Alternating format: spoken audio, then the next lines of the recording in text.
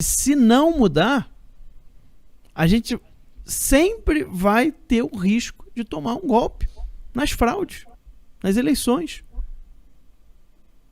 O que eu estou dizendo é que podem até me acusar de mas você tem provas?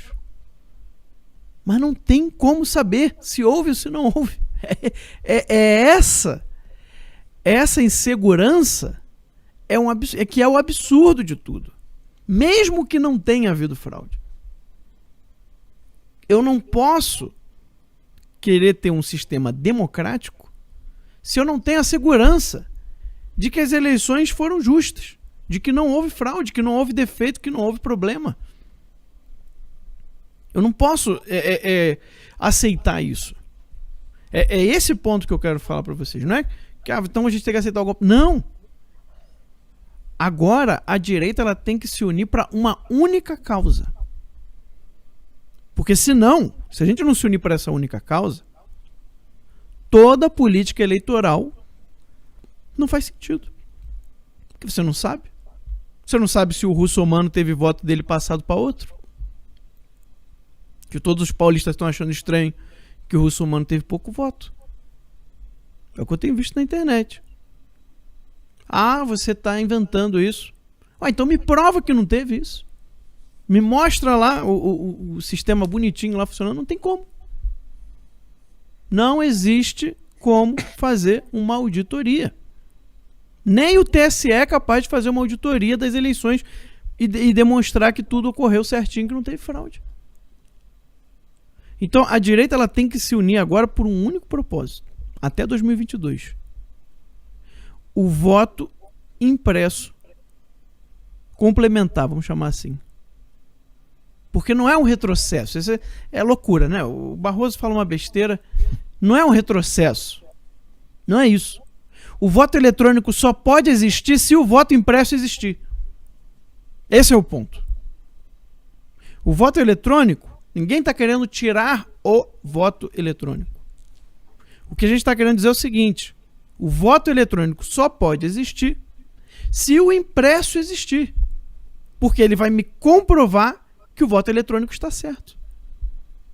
Você não vai ter demora na votação por causa do voto impresso complementar. Não. Você vai ter sim a possibilidade de uma recontagem. A possibilidade de eu verificar se teve uma fraude ou não. Uma prova material de quem ganhou. Eu vou mostrar, tá aqui, ó. Eu contei na mão. Chamei aqui o pessoal, todo mundo observou dos partidos e foi tudo contado, 1 a 1. Então tá aqui a prova. Isso aí pode demorar dias, mas isso é uma recontagem. O primeiro resultado sai normal. Inclusive, o voto eletrônico tão rápido, né? Tão ligeiro, que o TSE não teve problema no sistema para divulgar o resultado. Olha só que interessante. Ou seja, os tribunais, né, regionais eleitorais de todos os estados conseguiam enviar o resultado das apurações para o TSE aqui em Brasília. O sistema deles estava recebendo, mas beleza, internet funcionando. Mas o sistema do TSE para divulgar os dados estava dando problema. A apuração estava acontecendo normalmente.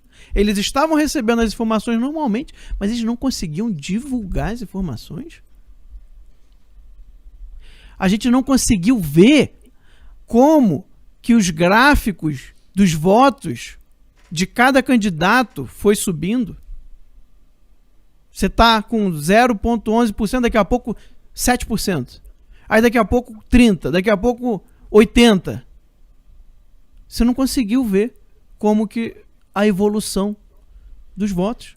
Porque isso, a evolução dos votos, isso é um indício que você pode usar, é uma informação importante para você analisar se houve fraude ou não. Que é o caso lá do Biden, né? Por que a gente viu lá o Trump é assim e o Biden é assim, né? 138 mil votos pro Biden, nenhum pro Trump. Impossível acontecer. Ainda mais numa eleição tão apertada. Se é que foi apertada. Se é que o Trump não teve uma liderança bem maior. Mas se foi apertada, não faz sentido. Se o Biden tivesse ganhando de 80% do Trump, aí fazia sentido. Em algum momento lá pode ter saído muitos votos e nenhum pro Trump. É difícil acontecer, tá? Mesmo assim é difícil. Mas, pelo menos faria algum sentido. Mas na atuação não faz sentido nenhum. Então, por que aqui nós não podemos ver a evolução dos votos? Sabe o que o Barroso falou, ô Alan? Diga. Sabe o que o Barroso falou ontem? Eu sei que ele falou olha o que ele falou. Houve uma falha no processador e uma demora para repará-lo. Mas o processo de totalização já foi regularizado. E agora estamos regularizando a divulgação eletrônica. Se a gente não conseguir, divulgaremos verbalmente. Voltamos para a Idade Média. No conclave. Né? Que sai o proto-diácono lá e avisa. Abemos papam. Tá? O Barroso ia sair lá na porta do TSE, Alan, e ia falar: fulano ganhou, ciclano ganhou. São Paulo terminou agora. Um anúncio verbal, ia ter anúncio verbal. O Barroso falou: qualquer coisa eu mesmo anuncio. E isso vai ser o dado oficial.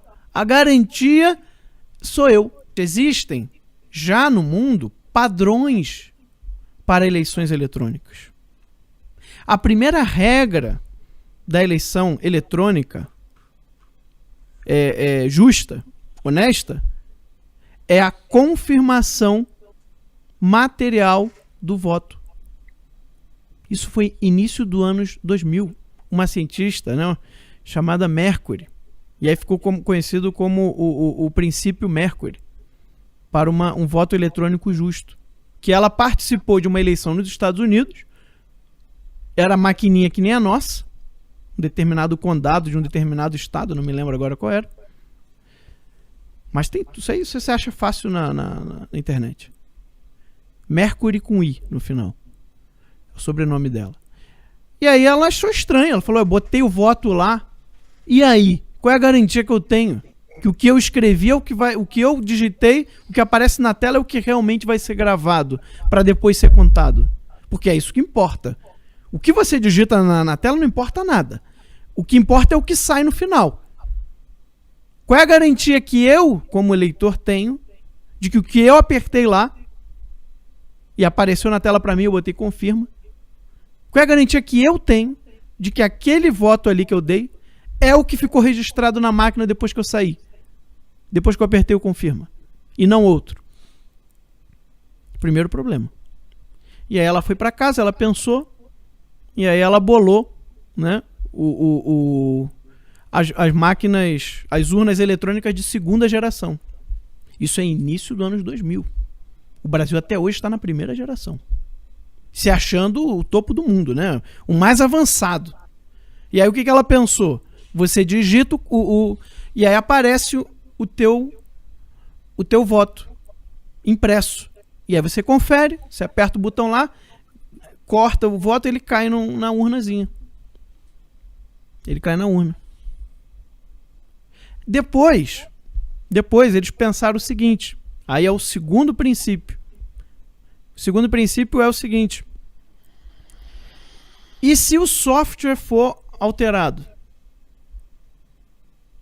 Né? Se houver ali uma alteração no software, então é preciso que haja ali uma independência do voto impresso do voto eletrônico. Tá? Aí vem as máquinas de segunda geração, em que você recebe a tua cédulazinha. Tá? Você digita lá, ela imprime na tua cédulazinha e depois você põe numa urna diferente. Porque aí você tem dois processos distintos. Não adianta alterar o software, você vai ter um outro ali, separado. Aí depois, aí já na verdade, eu estou pulando um pouquinho aqui, já é o que seria a quarta geração, né? A segunda e a terceira, eu já falei, né? O que seria a quarta geração foi quando a Suprema Corte da Alemanha falou o seguinte: olha, você tem a urna eletrônica, tá? Com voto impresso, sistema diferente, que já é a terceira geração, né? Que além de você ter a prova material do teu voto, você tem um sistema diferente, beleza. Só que eu preciso, para apuração, de um corpo técnico altamente qualificado para fazer a apuração. Aí a Suprema Corte alemã falou, isso não é democrático. Porque uma pessoa médio, um alemão médio, qualquer pessoa, ele deveria ser capaz de participar, de observar uma apuração e entender o que está acontecendo ali. Ou seja, o processo de apuração tem que ser simples. Que qualquer pessoa que observe perceba que ali não há problema.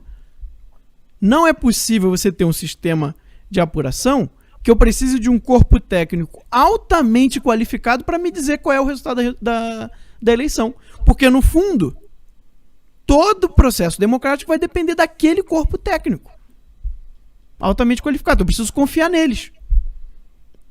Isso não é prova de nada. Eu comprei o corpo técnico, ele vai me dizer uma coisa e eu não tenho como dizer que não é, porque eu teria que estudar anos para entender o processo. Então, outro problema. Aí são as urnas eletrônicas de quarta geração.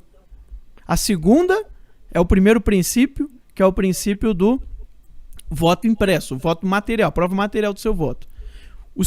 A terceira geração é o segundo princípio, que você precisa ter a divisão, né? O software e o voto impresso. São dois sistemas distintos.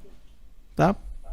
E o terceiro princípio é a facilidade da apuração. Que aí são as máquinas de quarta geração que foram desenvolvidas por um grupo de cientistas na Argentina. Que é muito interessante. Que a mesma máquina que você vota, depois vai ser a máquina que apura. E nada acontece dentro da máquina, não fica nada. Né? Você coloca lá o seu... Você recebe a cédula, você coloca lá a cédulazinha, você digita, ela grava num negócio que não aceita uma segunda gravação, é tipo como se fosse um vinil, né?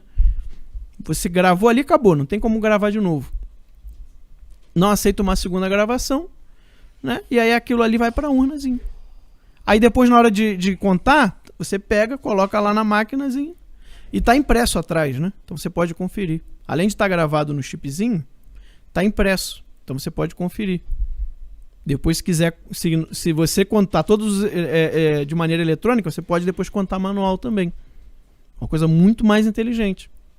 Então você tem urnas de quarta geração, 3 princípios internacionais, reconhecidos internacionalmente, para ter uma eleição justa. E no Brasil você está usando uma urna de primeira geração que não obedece nenhum dos 3 princípios. E aí quer me falar que a eleição, né, é confiável. Não adianta a gente brigar nada por política eleitoral enquanto não tiver uma eleição que pelo menos ela comporte esses 3 princípios, ela obedeça a esses 3 princípios, ela cumpra esses 3 princípios internacionais.